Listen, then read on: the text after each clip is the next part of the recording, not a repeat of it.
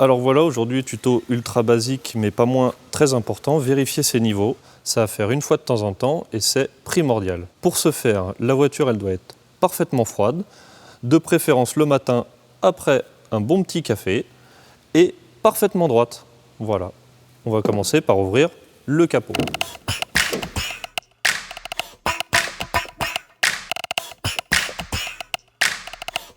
Alors pour faire les niveaux, on aura besoin de l'huile moteur, du liquide de refroidissement et aussi du lave-glace. On aura besoin d'un chiffon pour contrôler le niveau d'huile et la paire de gants évidemment pour protéger ses mains.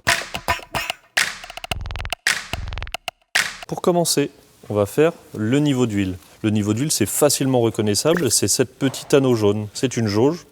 On va commencer par tirer dessus et on va la nettoyer. Parce que là, le niveau est illisible. En général, sur les jauges, il y a un trait en bas pour le minimum et un trait en haut pour le maximum. On va remettre la jauge à huile dans le moteur, on va la mettre jusqu'au fond, on la ressort et là, on peut lire le niveau d'huile. Dans le cas présent, il est au maximum, on n'a pas besoin de remettre d'huile. Dans le cas où le niveau est trop bas, on en rajoute par ici.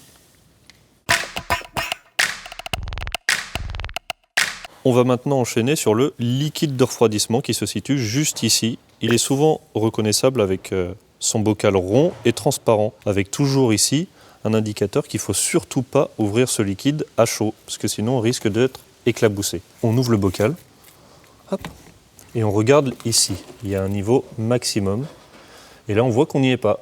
Donc on va venir en rajouter du liquide de refroidissement.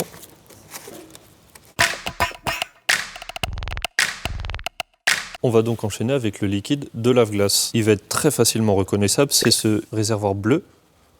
On va l'ouvrir. Aucune précaution particulière, on va juste le remplir jusqu'au maximum. Hop.